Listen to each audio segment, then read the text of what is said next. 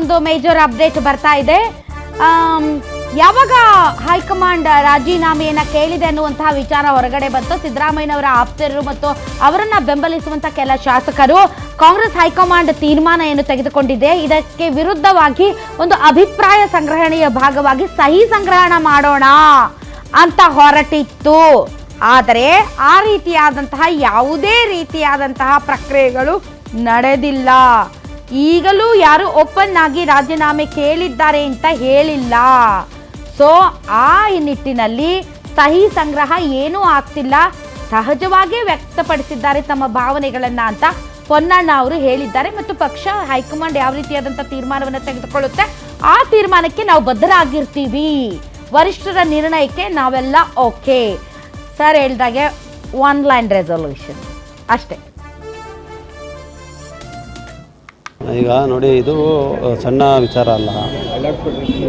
ಈ ನಿರ್ಣಯಗಳು ತೀರ್ಮಾನಗಳನ್ನು ಕಾಂಗ್ರೆಸ್ ಪಕ್ಷದ ವರಿಷ್ಠರು, ಕಾಂಗ್ರೆಸ್ ಪಕ್ಷದ ಹೈಕಮಾಂಡ್ನವರು ಅಧಿಕೃತವಾಗಿ ಘೋಷಣೆ ಮಾಡೋವರೆಗೂ ತೀರ್ಮಾನದ ಬಗ್ಗೆ ನಾನಂತೂ ಹೇಳಲಿಕ್ಕೆ ಸಾಧ್ಯ ಇಲ್ಲ. ಅದೇ ರೀತಿ ಸನ್ಮಾನ್ಯ ಮುಖ್ಯಮಂತ್ರಿಗಳು ಸಿದ್ದರಾಮಯ್ಯನವರು ಸುದೀರ್ಘವಾದಂಥ ರಾಜಕೀಯ ಬದುಕನ್ನು ನೋಡಿದಂಥವ್ರು, ರಾಜ್ಯದ ಮುಖ್ಯಮಂತ್ರಿಗಳಾಗಿ 8 ವರ್ಷ ಕಾರ್ಯನಿರ್ವಹಿಸಿದಂಥವ್ರು, ಅವರ ರಾಜೀನಾಮೆ ವಿಚಾರವನ್ನು ನಾನು ಚರ್ಚೆ ಮಾಡಲಿಕ್ಕೆ ನಾನು ಸಿದ್ಧನಿಲ್ಲ.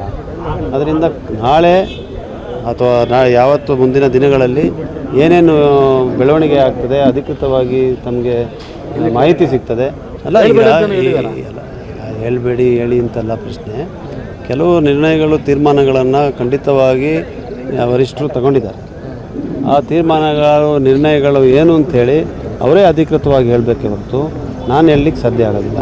ಮತ್ತು ಮುಖ್ಯಮಂತ್ರಿಗಳು ಕೂಡ ಅವರ ತೀರ್ಮಾನ ಏನು, ಯಾವ ರೀತಿ ಅವರ ಮುಂದಿನ ನಡೆ ಅದನ್ನು ನಾಳೆ ಹೇಳ್ತೀನಿ ಅಂತ ಹೇಳಿದ್ದಾರೆ. ಮಾಧ್ಯಮದವ್ರಿಗೂ ಹೇಳ್ತೀನಿ, ಶಾಸಕರಿಗೂ ಹೇಳ್ತೀನಿ ಅಂತ ಹೇಳುವಂಥ ಮಾತನ್ನು ಇವತ್ತು ನಡೆದಂಥ ಸಭೆಯಲ್ಲಿ ಕೂಡ, ಅಂದರೆ ಎಲ್ಲರೂ ಭೇಟಿ ಮಾಡಲಿಕ್ಕೆ ಬಂದಂಥ ಸಂದರ್ಭದಲ್ಲೂ ಕೂಡ ನಾನೇನು ಇವತ್ತು ಮಾತಾಡೋದಿಲ್ಲ, ನಾಳೆ ಮಾತಾಡ್ತೀನಿ ಅಂತ ಹೇಳಿದ್ರು. ಯಾಕಂದರೆ ಅನೇಕ ಪ್ರಶ್ನೆಗಳನ್ನು ಸಚಿವರು ಮತ್ತು ಶಾಸಕರು ಅವ್ರನ್ನ ಕೇಳಿದಾಗ ಅವರು ಅದನ್ನು ಭಾಳ ಸ್ಪಷ್ಟವಾಗಿ ಹೇಳಿದ್ದಾರೆ. ನಾನು ಇವತ್ತೇನು ಮಾತಾಡೋದಿಲ್ಲ, ನಾಳೆ ಮಾತಾಡ್ತೀನಿ ಅಂತ ಹೇಳಿದ್ದಾರೆ. ಅದರಿಂದ ನಾವು ನಾಳೆವರೆಗೂ ಕಾಯೋದು ಸೂಕ್ತ. ರಾಜಭವನದ ಸಮಯವನ್ನು ಸಹ ಕೇಳಿರುವಂಥದ್ದು ಸರ್. ಸಮಯವನ್ನು ಕೇಳಿಲ್ಲ. ರಾಜ್ಯಪಾಲರು ಎಷ್ಟೊತ್ತವರೆಗೂ ರಾಜಭವನದಲ್ಲಿ ಇರ್ತಾರೆ ಅಂಥೇಳಿ ಅವರು ಸಚಿವಾಲಯದವ್ರು ಯಾರೋ ಕೇಳಿದ್ದಾರೆ. ಅದಕ್ಕೆ ಅವರು ಏನು ಅಪಾಯಿಂಟ್ಮೆಂಟ್ ತೊಗೊಂಡಿದ್ದಾರೆ ಅಂತಲ್ಲ ಅದರ ಅರ್ಥ. ಆದರೆ ಅದೇನೇ ಇರಲಿ, ಅದೆಲ್ಲದಕ್ಕೂ ಕೂಡ ನಾಳೆ ನಮಗೆ ಸ್ಪಷ್ಟತೆ ಸಿಗ್ತದೆ. ಸಹಿ ಸಂಗ್ರಹ ಆಗ್ತಾಯಿಲ್ಲ ಮತ್ತು ಈ ಥರ ಭಾವನೆಗಳನ್ನು ವ್ಯಕ್ತಪಡಿಸುವಂಥದ್ದು ಸಹಜ. ಈಗಾಗಲೇ ನಾನು ಹೇಳಿದಾಗೆ 8 ವರ್ಷ ಮುಖ್ಯಮಂತ್ರಿಗಳಾಗಿ, ಅನೇಕ ವರ್ಷಗಳ ಕಾಲ ಉಪಮುಖ್ಯಮಂತ್ರಿಗಳಾಗಿ ಸೇವೆ ಸಲ್ಲಿಸಿದವರಿಗೆ ಭಾವನಾತ್ಮಕವಾದಂಥ ಸಂಬಂಧ ಅನೇಕ ಶಾಸಕರ ಜೊತೆ, ಸಚಿವರ ಜೊತೆ ಇರುವಂಥದ್ದು ಸಹಜವಾದಂಥ ವಿಚಾರ. ಅವರ ಭಾವನೆಗಳನ್ನು ವ್ಯಕ್ತಪಡಿಸ್ತಾರೆ. ಕೊನೆಯದಾಗಿ ನಾನೇ ಇರ್ಬೋದು, ಈಗ ಕಳೆದ 3 ವರ್ಷದಿಂದ ಮಾನ್ಯ ಮುಖ್ಯಮಂತ್ರಿಗಳ ಜೊತೆ ನಾನು ಕೆಲಸ ಮಾಡಿದ್ದೀನಿ. ಅವರ ಕಾನೂನು ಸಲಹೆಗಾರನಾಗಿ ಪ್ರತಿ ಸಂದರ್ಭದಲ್ಲೂ ಅವ್ರ ಜೊತೆಗಿದ್ದೀನಿ. ಈಗ ನನ್ನ ಭಾವನೆಗಳು ಏನೇ ಇರ್ಬೋದು, ಆದರೆ ಪಕ್ಷದ ನಿಲುವು, ಪಕ್ಷದ ನಿರ್ಧಾರ ನಾವೆಲ್ಲರೂ ಕೂಡ ಬದ್ಧರಾಗಿರಬೇಕು ಅಂತ ಹೇಳುವಂಥದ್ದು ಎಲ್ಲರ ಅಭಿಪ್ರಾಯ. ಅದು ಮುಖ್ಯಮಂತ್ರಿಗಳು ಕೂಡ ಅದೇ ಅಭಿಪ್ರಾಯದಲ್ಲಿದ್ದಾರೆ, ಉಪಮುಖ್ಯಮಂತ್ರಿಗಳದ್ದು ಕೂಡ ಅದೇ ಅಭಿಪ್ರಾಯ. ಅದರಿಂದ ವರಿಷ್ಠರ ನಿರ್ಣಯಕ್ಕೆ ಕಾಯೋಣ, ಅವರ ನಿರ್ಣಯಕ್ಕೆ ಬದ್ಧವಾಗಿ ನಾವೆಲ್ಲ ಕೂಡ ಹೇಳಿದೆ. ಅಂದರೆ ನೋಡಿ, ಪಕ್ಷ ಅಂತ ಹೇಳಿದ್ರೆ ತಂದೆ ಆದಂಥ ಶಿಷ್ಟಾಚಾರ ಇರ್ತದೆ, ಶಿಸ್ತಿರ್ತದೆ, ಅದಕ್ಕೆ ಒಂದು ಸ್ಟ್ರಕ್ಚರ್ ಅನ್ನೋದು ಇರ್ತದೆ.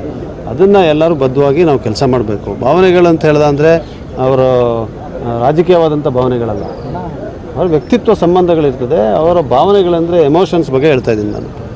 ಅದನ್ನು ವ್ಯಕ್ತಪಡಿಸ್ತಾರೆ ಬಂದಾಗ, ಅದನ್ನು ನಾವು ಚರ್ಚೆ ಕೊಡಬೇಡಿ ಅನ್ನೋ ಭಾವನೆನಾ ಸರ್? ಹಾಗೆಲ್ಲ ಇವೆ. ಈಗ ಆಯಿತು ರಾಜೀನಾಮೆ ಕೊಡಿ ಅನ್ನೋಕ್ಕಾಗುತ್ತೆ ಯಾರು ಬಂದು? ಸೊ ಅರ್ಥ ಮಾಡ್ಕೊಳ್ಳಿ, ಚರ್ಚೆ ಮಾಡಿದಾಗ ಅನೇಕ ಮಾತುಗಳಾಗ್ತದೆ. ಕೊನೆಯದಾಗಿ ನಿರ್ಣಯ ಯಾರು ಮಾಡಬೇಕಾಗಿರೋದು? ಹೈಕಮಾಂಡ್ ನಿರ್ಧಾರ ಮಾಡ್ತಾರೆ, ಮುಖ್ಯಮಂತ್ರಿಗಳು ನಿರ್ಧಾರ ಮಾಡ್ತಾರೆ. ಅದಕ್ಕೆ ನಾವೆಲ್ಲ ಕೂಡ ಬದ್ಧರಾಗಿ